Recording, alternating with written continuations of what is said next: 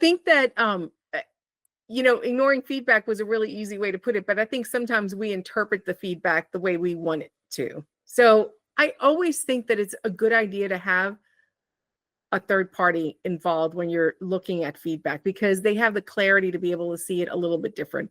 We don't want to think that our operation is doing poorly. But for instance, I worked with a property and we were getting daily, this was in the buffet days, right? So we're talking 5 years ago, daily complaints about the buffet, about the quality of the food. And I said, so at what point are we going to say this is a problem? They're coming literally daily.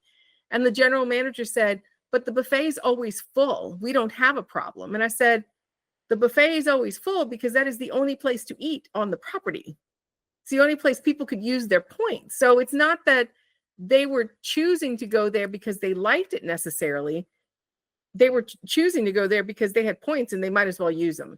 And so I think that having a disinterested third party to really kind of filter through feedback is a great idea. I also think that surveys are a really tricky thing. And I know a lot of casinos like to do surveys, and I like to do surveys, but I always advise clients that if you're doing a survey, don't ask them everything under the sun. Ask them the 3 or 4 or 5 questions that are going to get to the heart of what you're intending to do, so that then months later, when you've done or repaired what was wrong or made the change, customers who took that survey can see that their input had some action. Where if you ask 20 questions, you're never going to get to 20 things in the next 3 months. But can you get to one thing? Absolutely. Right. And so I always advise do smaller, shorter surveys periodically throughout the year.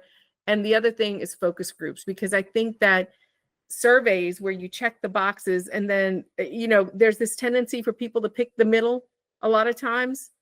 Well, you don't really hate it and you don't really love it. I'm okay. So I'm going to pick the middle. And that doesn't really give you great insights or actionable insights.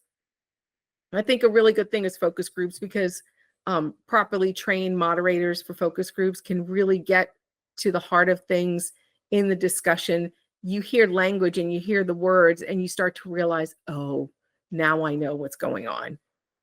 So I always advise that. I know it's not an inexpensive process to do focus groups, but I think that as marketers, we should be doing focus groups at least annually, if not more often. But then you can also do small informal focus groups. Have a VIP dinner. Have the GM invite 5, 6 customers and just sit at a table and just chat. He's got a list of questions he wants to ask, right?